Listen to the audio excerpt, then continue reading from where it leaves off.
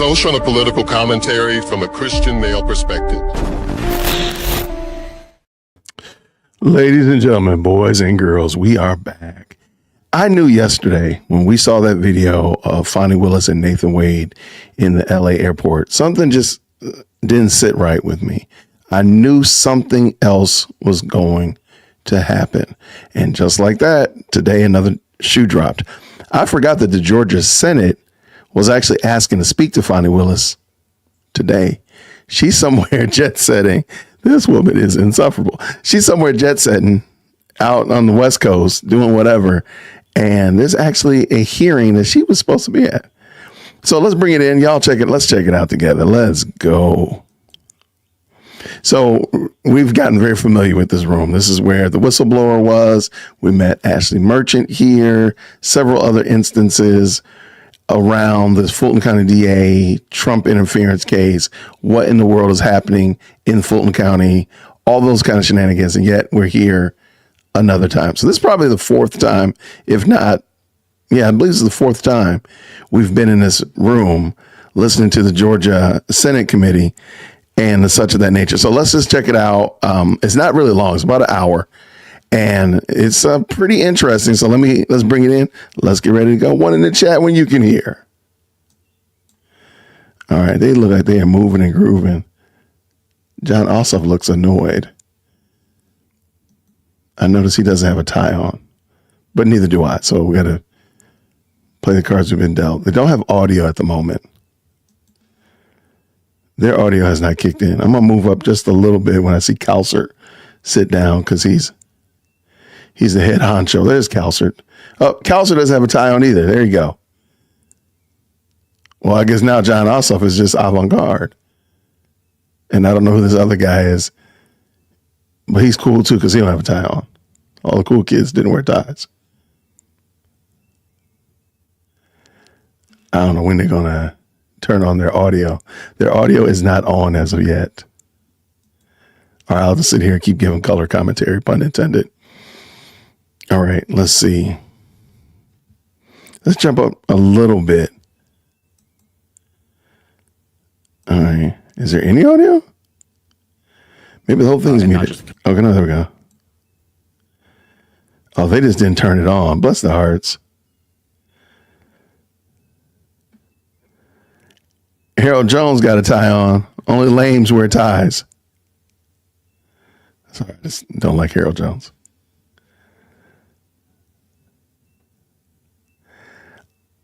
I have no idea. Bill Calcer might be saying something cool about me. He's like, I was watching my favorite YouTuber, Dear Woke Christian. Turn the audio on.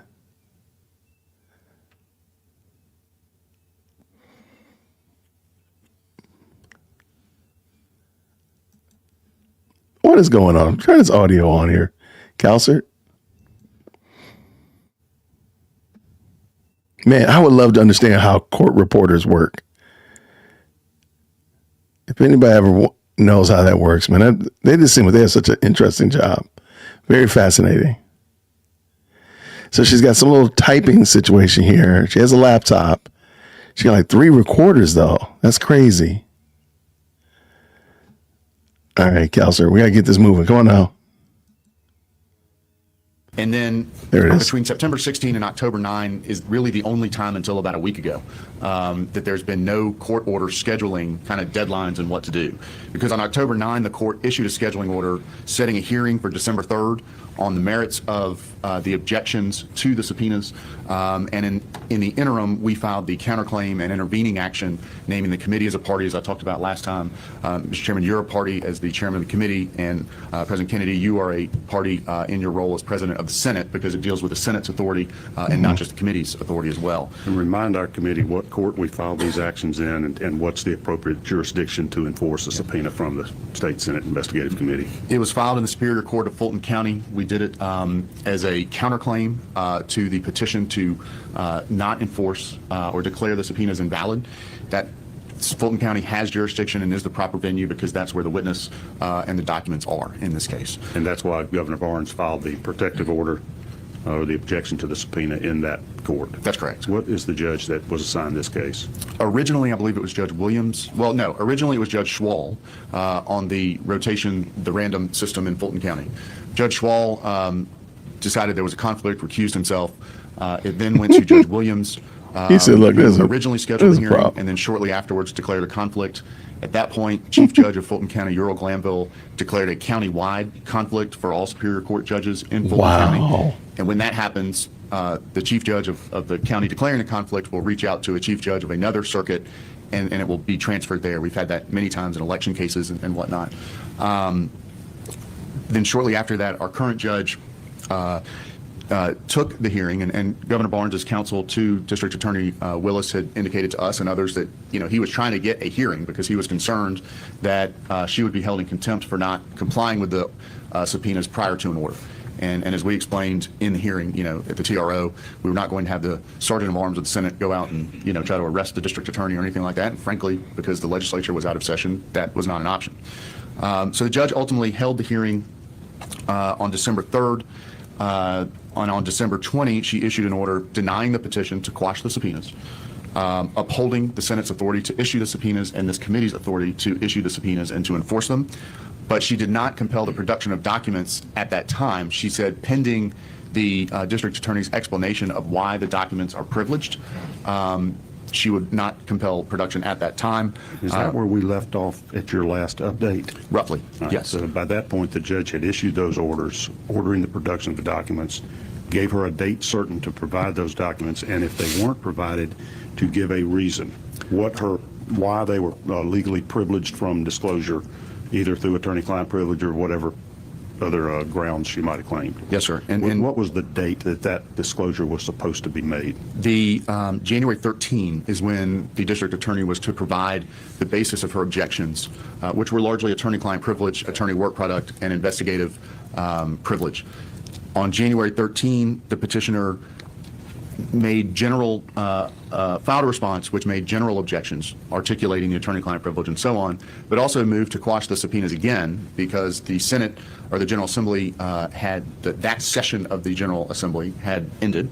The new General Assembly came in on January 13, and so the argument was more or less a double down on their mootness argument, whereas before it was because the prior General Assembly had adjourned sine die. They now argued that this is a new General Assembly, the committee does not exist, and so the subpoenas were no longer valid. We argued that the current Senate Resolution 5 reauthorized the committee. Also, there was an issue of this was an issue that could be repeated and needed to be decided.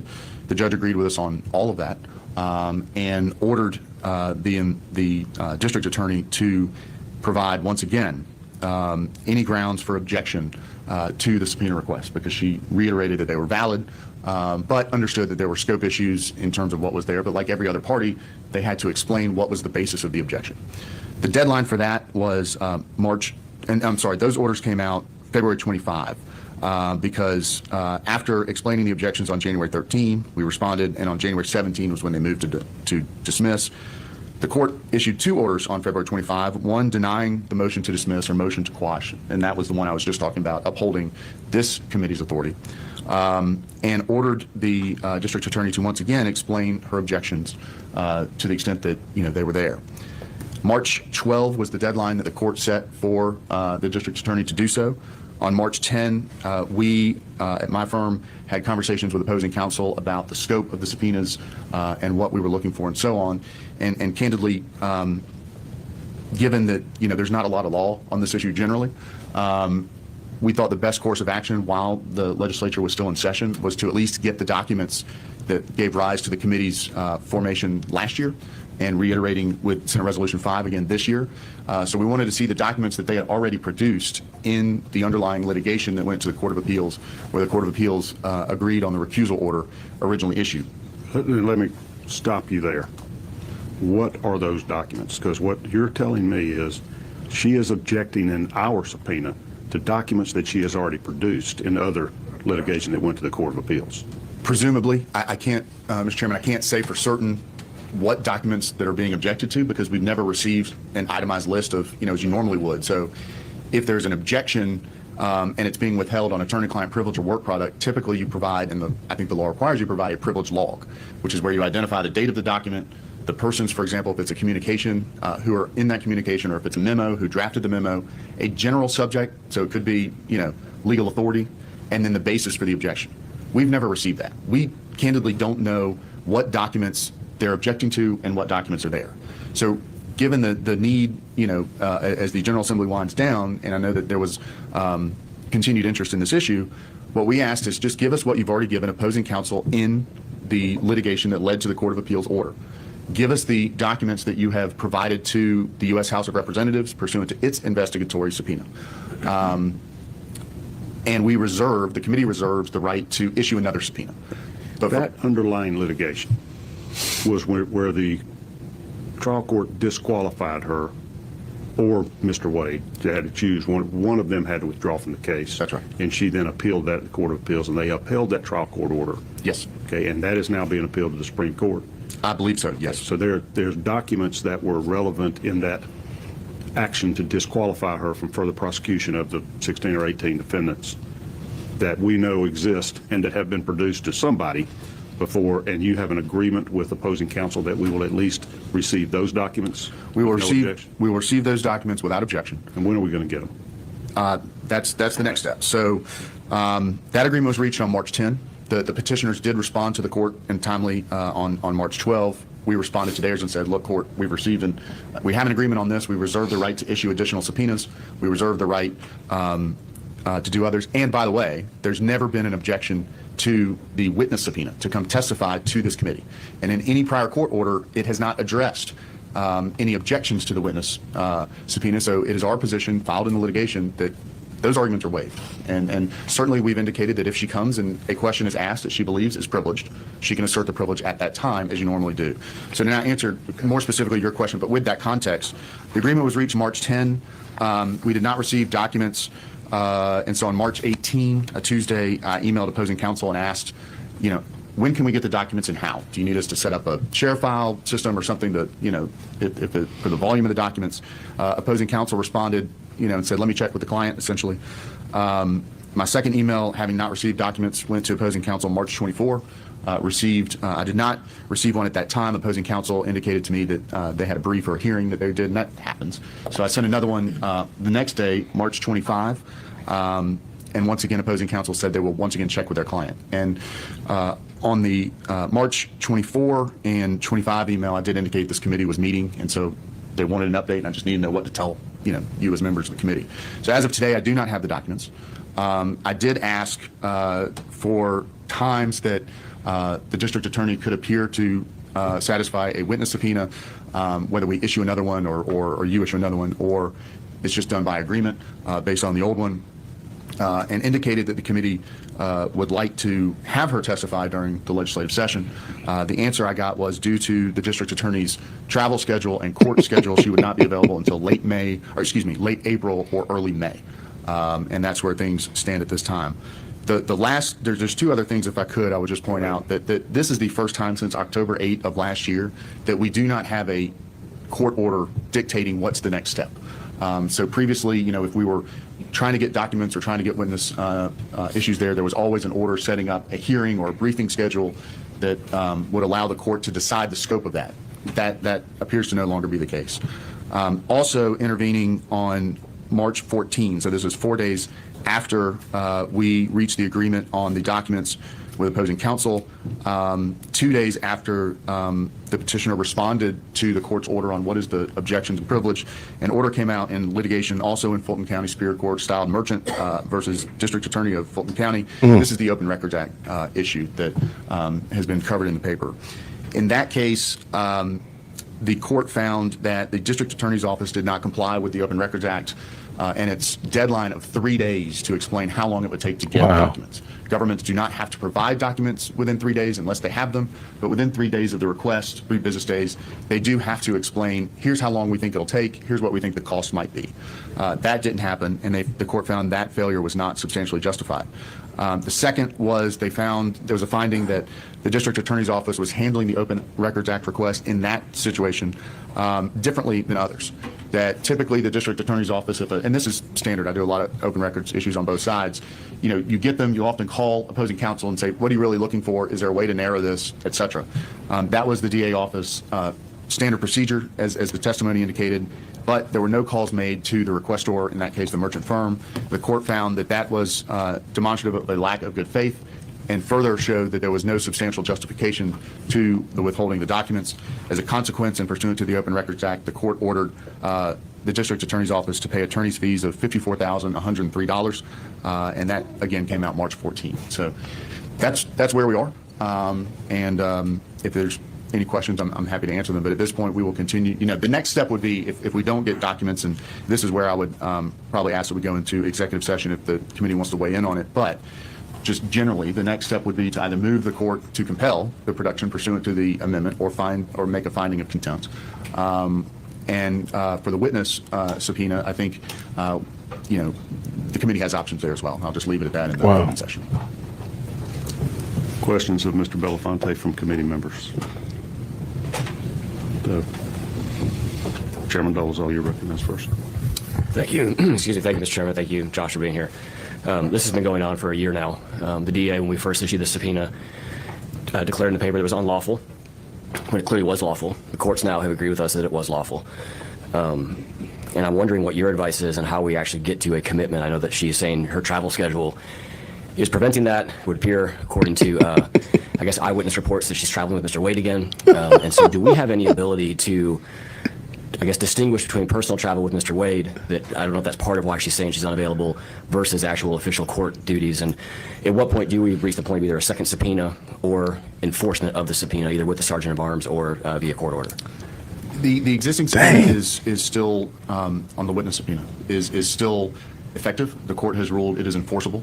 And so whenever you have an enforceable subpoena out there and there's not compliance, you can move to compel. Now, the problem is that that older subpoena had a date of last year, and during that time. So, you could, you have options, whether, again, it's to issue another subpoena or move to compel that one, or just have an agreement of counsel. And, in terms of which I would either recommend or proceed, I'm happy to answer here, but it might be best to do that in executive session. It would appear to me, as a casual observer of this, and somebody who doesn't practice law, but the DA has thumbed her nose at this committee. Seemingly the DA has thumbed her nose at Georgia's open records laws, and I just have limited confidence that she's acting in good faith. And so I do believe that we may be at the point where we need to escalate this to the next step. I think you have been trying to work this out with Mr. Barnes in good faith, and I certainly respect that. And I think that he probably is acting in good faith, but I'm not sure that his client is, and I think it's probably a concern and should be a concern for this committee. I will say that there have been a lot of filings. There have been a lot of attempts to go to the court to get resolution, and that is what is, in many ways caused the time issue. But I will also say that the court, in every time given the opportunity, has held that this committee has the jurisdiction. The documents need to be produced, and the witness testimony should occur. Follow up, Mr. One. Go right ahead. Sure. As it relates to the order by Judge Ingram that the subpoena is lawful and should be enforced, where are we at with the DA's ability to appeal that? Are we still within a window of time where she can do that, or is that expired? That is expired, and there is no appealable order at this time because because we reached agreement with them, there's nothing to appeal.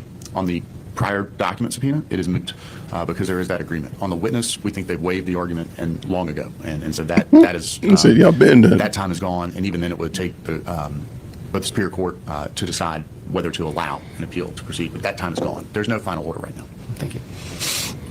Did Senator Tillery, did you have a question?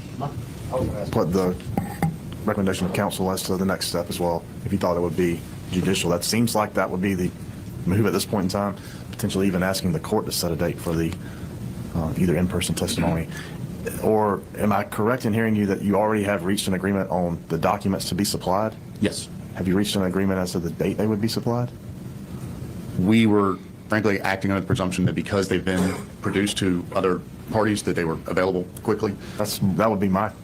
And yeah, and that's why on March 18 I can ask what's the status 24th and then again 25th. So, we're at the point where I think certainly we've acted in good faith in trying to get them without involving the court. I'm not sure why the documents have not been produced at this point. Can I ask a follow-up? Sure. If they've been produced in another matter, were those produced under seal in that other matter? I believe there were some that may have been produced under seal, but certainly not all. And then those that, there's two issues. There's the one in the litigation and then the ones that were provided to Congress. The ones that were provided to Congress, to my knowledge, were not provided under seal. And so those, again, have been produced. I know typically you just keep that kind of batch ready to go. So we're probably talking about a small number of documents that aren't already publicly available, correct? Those that were provided to Congress, presumably, any individual could get through a Freedom of Information Act request. Well, no, that's Congress, they're exempt. So, well, now with the Open Records Act applying to district attorneys and their offices, that would cover at least those provided to Congress unless there was a specific reason to withhold them under the Open Records Act. For those produced in the litigation, it's kind of new area, but I would think they're subject to the Open Records Act as well. So I guess I've kind of walked you up to my ultimate question of what would be the holdup now? Why could they not be literally provided within hours? Senator, I can't answer that question. I just don't know. We've not been given an excuse, though, right? What we've been told is that counsel is checking with its client or their client, and that's where it lands, or that's where it sits today. Other question? So I'll tell the committee, I, of course, communicated with Mr. Belafonte, and my thought was because I'd had such a professional relationship with Governor Barnes as far as scheduling the original depositions, et cetera, that we would just reach out to him and say, when can we expect the documents? We'd reached agreement as to which documents they would voluntarily produce without raising privilege or objecting in any way. And that narrowed the scope of what we originally asked for, but at least got us going. That's correct. And so far, those documents have not been produced because counsel is waiting on his client, Fani Willis, to tell him when she can give us those documents. Is that the summary of the document production? It is. And then also ask you, just in a professional cooperation manner, to reach out to Governor Barnes to give us a date for the deposition. My thinking was, same way we did it last time. If they would agree a convenient date, we'd make sure our committee can meet, and I'd issue the subpoena for that date. And his response to that was, well, it's going to be late April or May because of her travel and trial schedules. Hadn't given you a date yet? No, but in fairness, I think they were waiting for us to propose dates either within that window or respond to that statement. I'm going to instruct you then to give them some dates. Okay. In my experience as a litigator, attorney schedules are busy at the first of the week because trials usually begin on Mondays and jury selection Tuesday. So I'm going to say let's go with a Thursday or Friday. Okay. That will lessen the likelihood that she has a legal conflict to appear in a court matter. I think this takes precedence over most of those. I mean, if she's engaged in a criminal trial where she's the prosecuting attorney, that's a different deal. But they've got over 100 attorneys in that office that can handle most motions, et cetera. Why don't anybody on the committee that knows of Thursdays or Fridays that you've got a particular conflict, and I'm talking late April, let's just look at the last week of April, the first 2 weeks of May to start with, okay? Float those dates. If anybody here knows you're on a trip or out of town and want to be here for it, let us know and we'll work around that. But give her counsel some choices and say, we will be here. Pick a date, and then we'll issue the subpoena on that date. Now, is that agreeable to everybody, or does that sound like it's, I mean, I don't think we have to go in executive session to try to be cooperative with opposing counsel. Okay. That makes sense. And then on the documents, I think you're going to have to just do a letter that says, by golly, here's the date.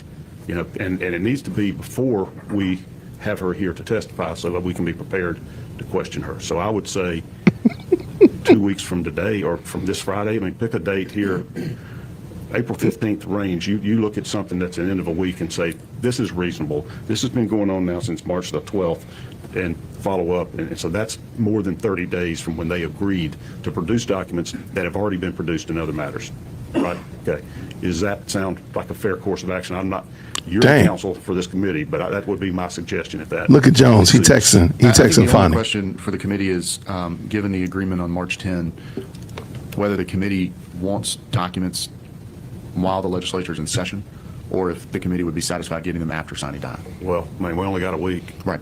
So next Friday, sine die, so I don't believe it's going to happen. Even if it gets here, we're going to be on the floor. Sure. So right. I don't think we'll have time for a meeting. Let's give them till April 15th. to produce those documents. Tax day. Assuming that doesn't fall on a Saturday or Sunday. That have already been agreed upon. Yes. That surely she's not traveling out of, I mean, she's got a job to do here in Fulton County. She ought to be here within 30 days. And, you know, it's asked, and then if those documents aren't produced, then you got to file that motion to compel or whatever it is to get the court to make it again and ask for your attorney's fees. We're paying you for all your efforts and asking her to do stuff that the court's already ruled she has to do. And then we'll try to see if she will appear, and if not, at least then we have an opportunity to move to compel her attendance that the court's already ordered. Okay. All right. I have a few things in the file for committee members that Mr. Belafonte brought us this morning. I want to make sure we have in the record, and I'm going to let you mark them for us, and we'll give them to the court reporter to keep in our record. But there was an order that specifically ordered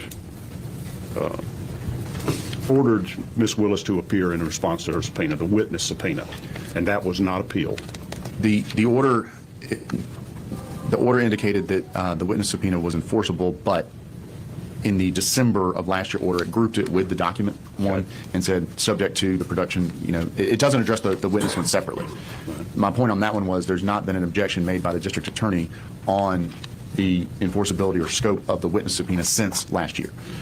Okay, so I'm looking at an order that's dated February 25th of 25. Yes.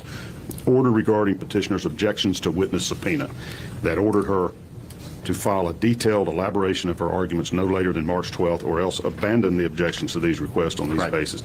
And the respondent shall have until March 21st to respond. That's us. That's us, and that's the one where we pointed out in our response that in that opportunity afforded to the district attorney by the court, there were not objections made to the witness subpoena. It was focused on documents. Your document filed on March 12th, petitioner's brief in response to order regarding petitioner's objection, and then your reply. So this is the briefing of that issue. That's correct. All right, for our record. And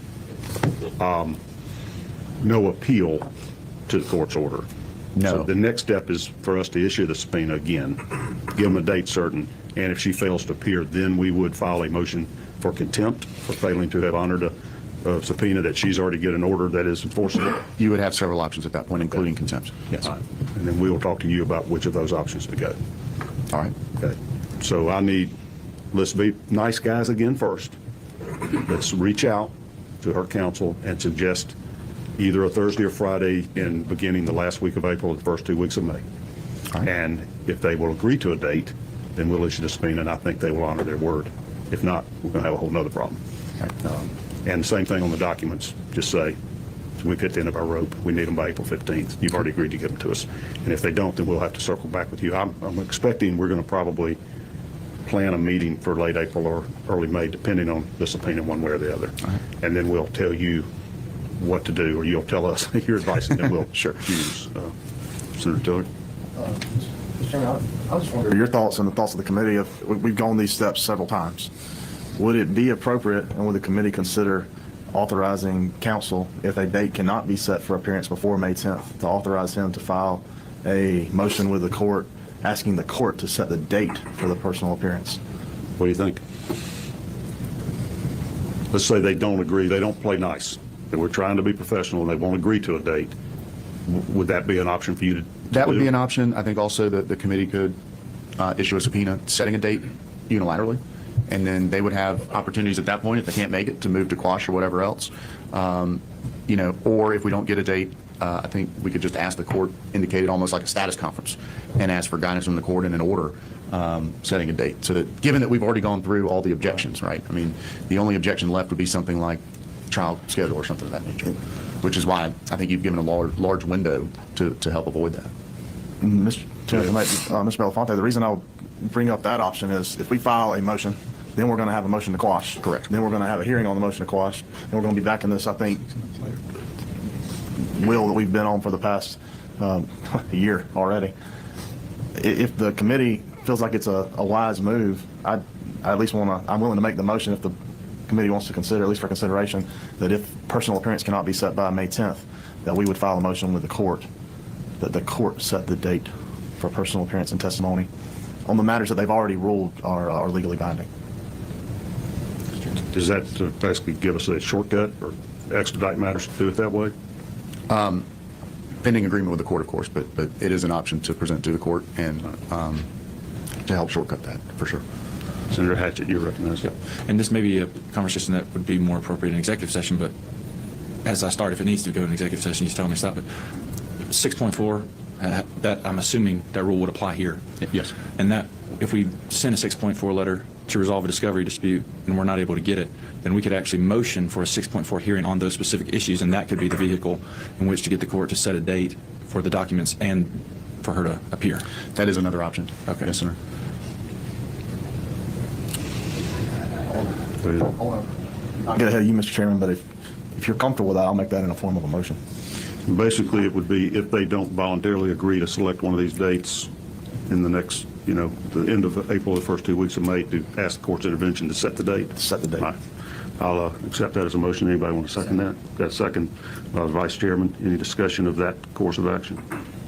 All right. All in agreement with that, raise your hand. 1, 2, 3, 4, 5. All opposed? Call the roll. Call the roll. And Mr. Chairman, I have another motion I'd like to make second to that, if you Let's don't hear mind.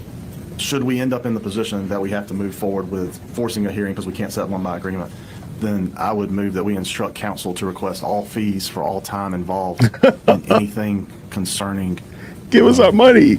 his cost, attorney's fees, for anything concerning the matters of appearance and document production after May the 10th. I don't even think we need a motion for that. You're going to do that, aren't you? Sounds like it, sir. I mean, why would Yeah. you? No, We're paying you. Yep. Yeah. Yeah, you don't have to have a formal motion. That's your instructions. Make her comply, and if she won't, make her pay for your fees for making her do what the judge has already told her she's got to do. Okay. Because Fulton County's already shown that they'll do that if they snub their nose at open records requests. So this seems to me more important than an open records request, an actual subpoena. Okay. That's been enforced by the court's order. All right. Yes, Senator Gooch. I want to ask a question. I think I may know the answer. What would typically happen if a district attorney like Ms. Willis issues a subpoena and the person that she issued that subpoena for just ignored it and neglected to appear? That person could be held in criminal contempt. Good question. There you go. Could be. Okay, thank you. I know why he asked that. Questions Good from job. committee members? Senator Dolezal. Ms. Belafonte, what is our legal obligation to show deference to her personal travel schedule? Because I suspect that after a year of seeing her thumb her nose at this committee, I made a couple notes of what the court said in the open records case. They called her office openly hostile and substantially groundless and vexatious. Mm-hmm. You overlay that with the odor of mendacity comments the other judges have had, and I think that what we have here is an individual who thinks she's above the law. And I don't think that the people of Georgia want this committee to wait for her to decide that she wants to appear based on her either her travel schedule, Mr. Wade, her travel schedule otherwise, or the court thing I think we would have obviously understanding of. But what is our requirement to defer to her personal travel schedule? There's not one. It could be a ground to quash the subpoena, and then the court could decide how to proceed with that. But the committee has no obligation to, unless there's a leave of absence filed in a case or something of that nature, which we don't have in this context. But to answer your question, there's not one. Thank you.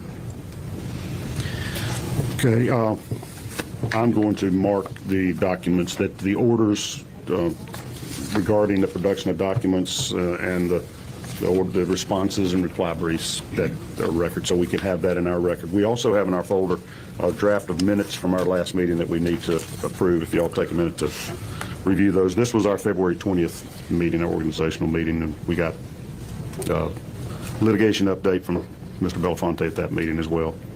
Motion to approve. All right, we've got a motion to approve. Is there a second? Second by Senator Kennedy. All in favor, raise your hand. Any opposed? All right, those pass unanimously.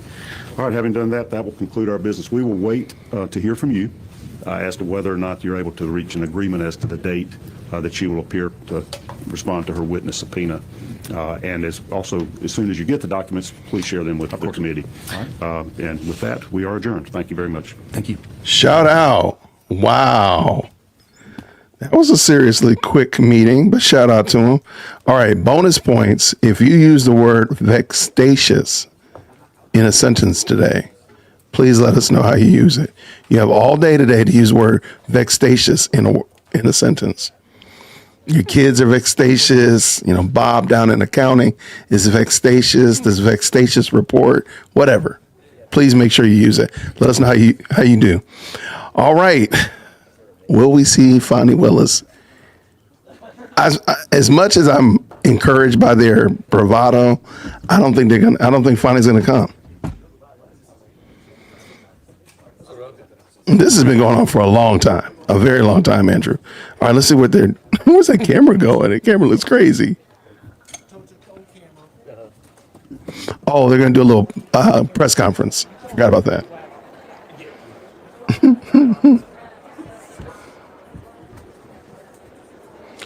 I am team impromptu press conference. Let it go. Let it rip. Oh yeah. As much as I don't know, man. I don't know.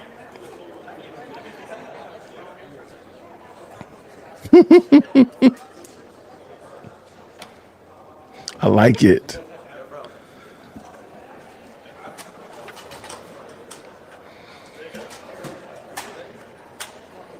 I like it. I like it. Thank you, Caustic Chameleon.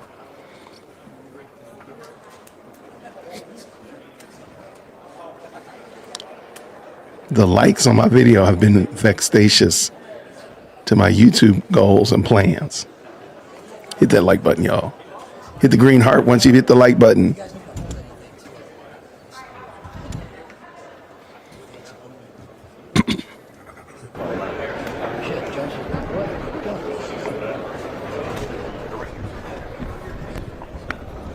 Good morning. How you doing? I'm doing just great. What's up, Calcert? Thanks for your time. Good network here, one sec.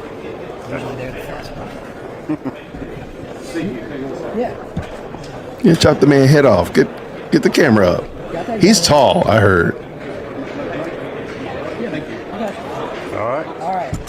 Let's see what we got. All right. Okay, so just remind us again on the document side of things. What exactly is it that you guys asked for? We had a subpoena that asked for a lot of information about the operations of their DA's office, their budget, how they went about hiring private counsel like Mr. Wade, and what the budget was, how much money they were spending for that outside counsel, special counsel they called Mr. Wade in this case, and just the manner of the budgeting of their office and how it operated, and not details about any prosecution. We're not trying to get into how she's going about or was going about prosecuting certain defendants. We wanted to know about the processes and a lot of budgetary information, and she refused to give that to us. Of course, the main thing was we would like to hear from Ms. Willis. We've invited her to come to explain her conduct and the actions that she's taken in numerous cases in Fulton County, and she's just refused to talk. So that required us to file the subpoena. She objected to the subpoena. The court ordered her to comply with the subpoena and verified that our committee does have investigative powers and the right to subpoena documents and testimony. And after that order has been given, she still hasn't given the documents and hasn't agreed upon a date to come testify. So we wanted to have an update from our legal counsel, who's representing the committee, as to exactly where this process stands and why it's taken so long. What are we going to have to do to get her to comply with the law? He did update us this morning. You may have been there at the meeting, and also made mention of the open records situation where she had other people that had requested open records. She refused to give them. The court had a hearing on that and ordered her to produce the records and pay attorney's fees of $54,000. So we're frustrated, the delays, the incessant, one of the members said she keeps thumbing her nose at not just this committee and the state senate, but all other attempts to get her to cooperate or produce certain documents that people feel are relevant. So we're going to continue pushing until she does, and he just gave us the course of action. And we're trying to do it in a cooperative manner. We're going to reach out to her counsel, and we're going to suggest a few additional dates that she could comply with the subpoena to come testify to our committee.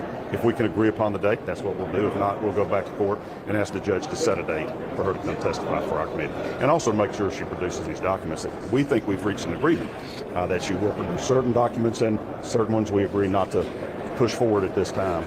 And hopefully we'll resolve this, and she'll begin to respond to the legal process like she expects defendants in her court to do. Right, and again, as Senator Willis mentioned, there are times where people don't respond to subpoenas or document requests, and there are consequences to that. What could the consequences be here, all the way from contempt up to, are you guys prepared to arrest her? Well, we wouldn't do the arrest, but the judge can issue an order to confine her. Yeah, you can be confined in jail as a punishment for contempt if you willingly snub your nose at a court's order.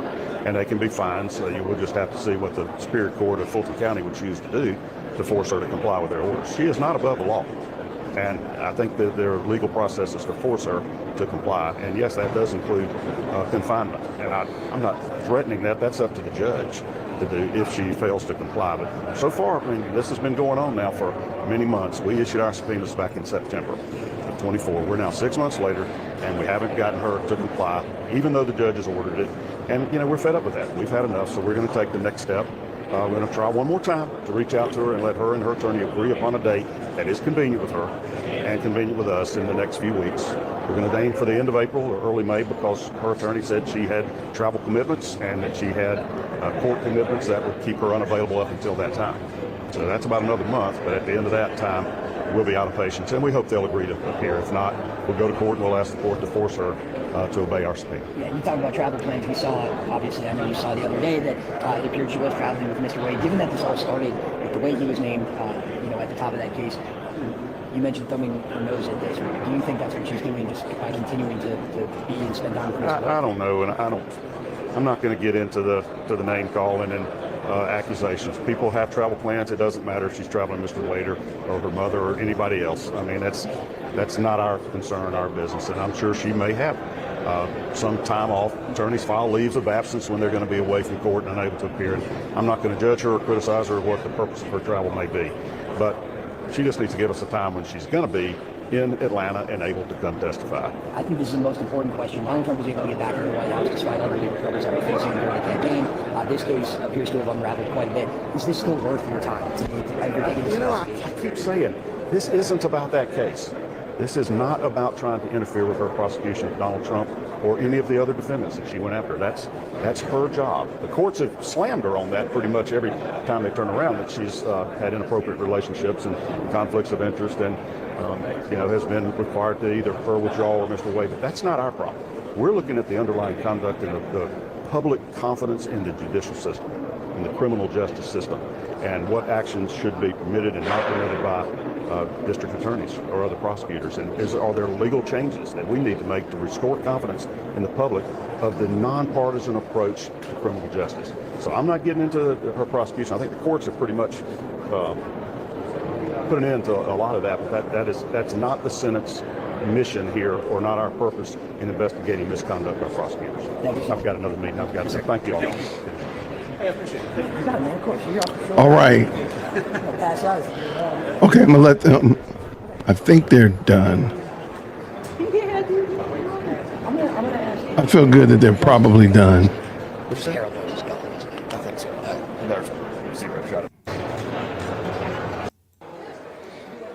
Yeah, it looks like they're done. Okay, so they've made it clear that the committee is not about what in the world? We want some body cam footage. All right, the committee made it pretty clear that they're not going after Fani because of Trump or anything like that, but because I think the best and most compelling case is that we're looking to see that this DA's office is doing the right thing for the most populous, most crime-ridden county in Fulton. In Georgia, please forgive me. I think that's fair. And that argument, I think, holds some weight. They really don't care about, I like how he said, look, I don't care if she's traveling with her mom or Wade or whomever. That's her own personal business. Give us our paperwork, give us our files, which I think is the right thing to do, the right approach to handle. Man, what do y'all think about it? So down in the comments, y'all know what we like to do. Let me know what you think about it. There's an argument that Fani might not turn in anything. I'm not above believing that. Where did I see that comment earlier? The Fani ain't turning in nothing, but hopefully she will. And then somehow or another, you got to use the word vexatious in your comment. So you can say these children's Legos on the floor are vexatious to my health or whatever. Feel free to use the word vexatious in a sentence in the comments, please. I really appreciate y'all. Thank you for hopping on. I know this wasn't scheduled, so we kind of just jumped in early. Because I saw this and I was like, you know what? I have not talked about this today. I don't know how it slipped under my radar. So I got a chance to do it. And I'm glad that y'all were able to check it out. And we'll keep I will do a better job of keeping my eye on this. So I will definitely let you know next time I see something else and try to give you a little heads up.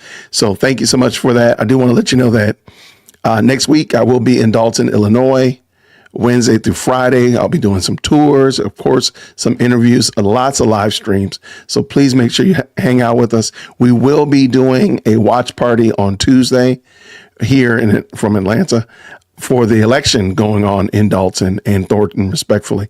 We will be doing a watch party that night, and then the next day we're going to Dalton to hang out with Dr. Scott and all those kind of cool people. So definitely hope that you'll be able to check us out then.